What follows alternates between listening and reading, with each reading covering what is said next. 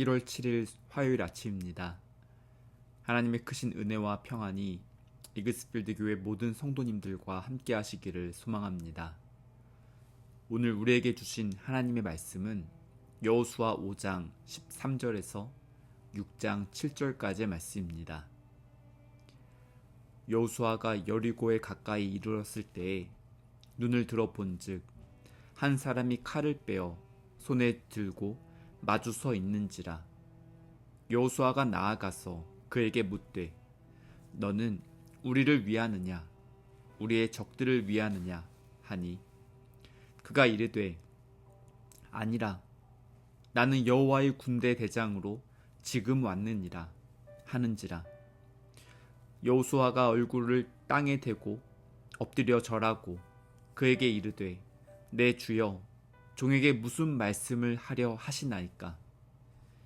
여호와의 군대 대장이 여호수아에게 이르되 내 발에서 신을 벗으라.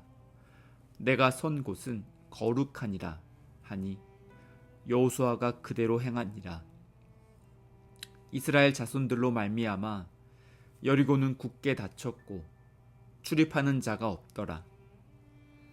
여호와께서 여호수아에게 이르시되 보라 내가 여리고와 그 왕과 용사들을 내 손에 넘겨주었으니 너희 모든 군사는 그 성을 둘러 성 주위를 매일 한 번씩 돌되 엿새 동안을 그리하라.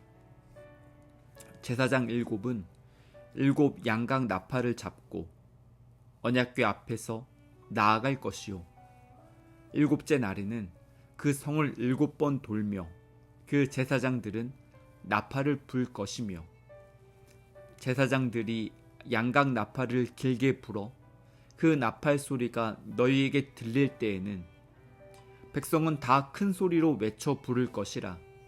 그리하면 그 성벽이 무너져 내리리니 백성은 각기 앞으로 올라갈지니라 하시매 눈의 아들 여호수아가 제사장들을 불러 그들에게 이르되 너희는 언약궤를 메고 제사장 7은 양각 나팔 7을 잡고 여호와의 궤 앞에서 나아가라 하고 또 백성에게 이르되 나아가서 그 성을 돌되 무장한 자들이 여호와의 궤 앞에서 나아갈지니라 하니라.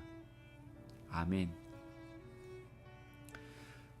출애굽한 이스라엘 백성들은 광야를 지나고 요단강을 건너서 여리고성 근처에 도착했습니다.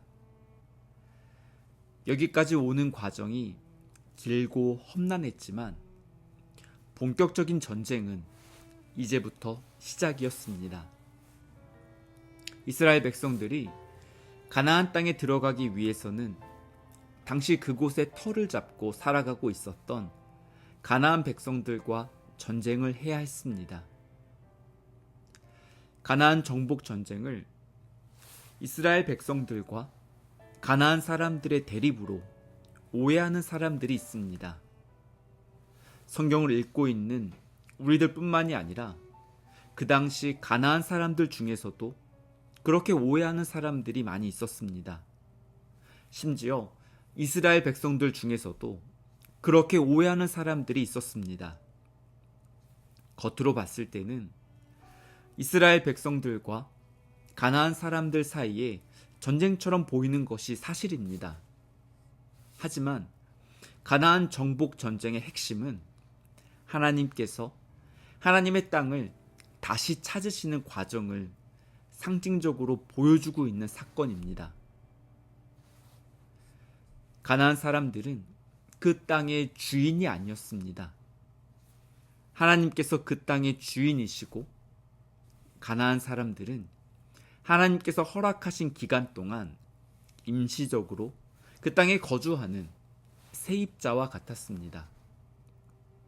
세입자가 집에 거주하는 동안 지켜야 하는 질서와 규칙이 있습니다. 만약 세입자가 계약 조건을 깨트리고 마음대로 집을 훼손하고 더럽힌다면 주인은 다른 세입자가 대신 들어와서 거주하도록 결정할 수 있는 권한이 있습니다. 이스라엘 백성들이 가나안 땅에 들어가서 정착하였지만 그들 역시 그 땅의 주인이 되는 것은 아니었습니다. 바로 하나님께서 그 땅의 주인이십니다. 이러한 관점에서 여호수아 말씀을 이해한다면 가나안 정복 전쟁은 하나님의 뜻을 따라서 하나님의 땅을 다시 찾고 하나님의 질서를 회복하는 과정입니다. 이스라엘 백성들은 하나님께서 맡겨주신 역할을 감당하는 책임을 가지고 가나안 땅에 들어가게 되었습니다. 오늘 본문은 이스라엘 백성들이 여리고에 가까이 갔을 때 그들의 앞을 가로막았던 한 사람의 모습을 묘사하면서 시작합니다. 칼을 빼서 손에 들고 서 있는 이 사람의 모습이 범상치 않아 보입니다. 전쟁을 준비하고 있는 이스라엘 백성들 입장에서 칼을 빼서 손에 들고 서 있는 사람의 정체가 무엇인지, 자신들의 편인지 아니면 여리고에서 보낸 군인인지 파악하는 것은 매우 중요했습니다. 여호수아는 앞으로 나아가서 그 사람에게 당신은 우리를 위하느냐 아니면 우리의 적들을 위하느냐 라고 질문을 하였습니다. 여호수아는 모세의 뒤를 이어서 이스라엘 백성들의 지도자가 되었습니다. 신원이 불분명한 사람에게 다가가서 위험을 무릅쓰고 그 사람의 정체를 파악하는 일은 다른 사람들에게 맡기는 것이 지도자로서 현명한 선택처럼 보입니다. 하지만 여호수아는 이 일을 직접 하였습니다. 영적인 분별력이 필요한 상황에서 여호수아는 자신의 눈으로 직접 확인하는 방법을 선택하였습니다. 당신은 내 편입니까? 아니면 상대방 편입니까? 라고 물어보았던 여호수아의 질문은 지금도 많은 사람들이 다른 사람을 판단하는 기준입니다. 자신에게 유익이 되는가? 라는 기준으로 다른 사람을 판단하는 마음은 자기 중심적인 생각에 뿌리를 두고 있습니다. 여호수아는 흑과 백 둘 중에 하나를 선택하라고 질문했지만 이스라엘 백성들을 가로막았던 이 사람은 자신은 이스라엘 편도 아니고 그렇다고 해서 여리고 편도 아니라고 분명하게 말했습니다. 자신을 여호와의 군대 장관이라고 소개하면서 자신은 하나님 편이라고 말했습니다. 하나님께서 우리의 편이 되어주시는 것은 매우 중요합니다. 하지만 그것보다 더 중요한 것은 우리가 하나님의 편이 되어서 하나님의 뜻을 깨닫고 하나님의 뜻을 따라서 살아가는 믿음입니다. 이스라엘 백성들이 하나님의 말씀을 듣고 순종하면서 가나안 땅으로 나아가고 있다고 할지라도 하나님보다 앞서지 않고 자신들이 하나님께 속해 있다는 정체성을 기억해야 했습니다. 하나님께서 군대 장관을 이스라엘 백성들에게 보내셔서 이 전쟁은 하나님께서 준비하신 전쟁이라는 사실을 다시 한번 떠올리게 해주셨습니다. 여호수아는 자신 앞에 있는 존재가 여호와의 군대 장관이라는 말을 듣고 땅에 엎드려 절하며 경외하는 마음을 표현했습니다. 하나님 앞에서 자신을 낮추는 것은 하나님의 주되심을 인정하는 적극적인 표현입니다. 여호수아의 두 번째 질문은 내 주여 종에게 무슨 말씀을 하려 하시나이까 였습니다. 하나님의 뜻을 깨닫고 하나님의 뜻을 따라 살아가는 것이 신앙생활의 핵심 원리입니다. 뇌피셜만으로 추측해서 다른 사람의 생각을 다 알 수 없습니다. 아무리 가까운 사이여도 대화를 하며 직접 이야기를 들어야 의중을 파악할 수 있습니다.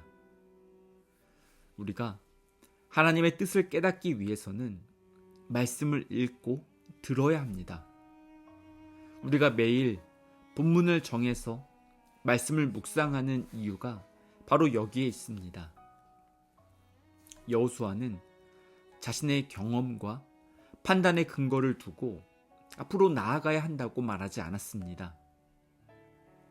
멈추어서 하나님의 말씀을 들었고 하나님의 뜻을 깨달으려고 귀를 기울였습니다. 하루 중에 시간을 구별해서 하나님의 말씀을 묵상하고 말씀에 귀를 기울이기 위해서 머무르는 시간이 우리 모든 성도님들의 삶 가운데 회복되기를 간절히 소망합니다. 여호와의 군대 대장은 여호수아에게 발에서 신을 벗으라고 명령했습니다. 지금 여호수아가 있는 곳이 거룩한 곳, 즉 하나님께서 구별하신 장소이기 때문이었습니다. 여호와의 군대 대장이 여호수아에게 신발을 벗으라고 했던 말은 출애굽기 3장 5절에서 하나님께서 모세에게 하셨던 말씀과 동일합니다. 신발을 벗는 행위는 몇 가지 의미가 있습니다. 그 중에 하나는 고대 세계에서 종들이 신발을 신지 않았던 문화와 연결시켜서 이해할 수 있습니다. 신발을 벗는다는 것은 자신을 종으로 인정하면서 자기 주권을 포기하는 행동이었습니다. 여호수아는 이스라엘 백성들을 대표하는 지도자로 최근에 세워졌습니다. 다른 사람들의 시선을 민감하게 신경 쓰는 지도자라면 백성들 앞에서 자신의 권위와 품위를 지키는 것을 소중하게 생각했을 것 같습니다. 하지만 여호수아는 사람들의 시선과 평가보다는 하나님 앞에서 말씀에 순종하는 것을 더 중요하게 여겼습니다. 하나님의 말씀에 적극적으로 순종했던 여호수아에게 하나님께서 여리고성 정복 전쟁에 대한 작전 계획을 구체적으로 말씀해 주셨습니다. 이스라엘 백성들이 6일 동안 매일 한 바퀴씩 여리고성을 돌고 7째 날에는 여리고성을 7번 돈 후에 나팔을 불고 큰 소리로 외쳐 부르면 여리고성이 무너지게 된다고 말씀해 주셨습니다. 이 말씀을 여러 차례 듣고 읽어서 익숙해진 성도님들은 오늘 본문의 말씀을 읽으면서 놀라지 않으실 것 같습니다. 하지만 사실 상식적으로는 도저히 이해할 수도 없고 설명하기도 쉽지 않은 작전 계획이었습니다. 하나님께 대한 전적인 신뢰와 믿음이 없으면 받아들이기 어려운 말씀이었습니다. 히브리서 11장 1절은 믿음은 바라는 것들의 실상이요 보이지 않는 것들의 증거라고 말씀합니다. 아직 아무런 증거가 보이지 않을 때 이해할 수 없는 하나님의 말씀을 듣고 하나님께 순종하기 위해서는 하나님을 온전히 신뢰하는 믿음이 필요합니다. 2025년 새해를 시작하는 모든 성도님들에게도 이러한 믿음이 필요합니다. 우리의 생각보다 크신 하나님께서 길을 만드시고 우리가 아직 한 번도 가보지 않았던 새로운 길을 열어주실 것을 소망하며 하나님의 말씀을 경청하고 말씀에 순종하는 2025년 새해가 되기를 간절히 소망합니다. 함께 기도하시겠습니다. 하나님 아버지, 오늘도 새 날을 시작할 수 있도록 저희들의 삶을 지켜주셔서 감사합니다.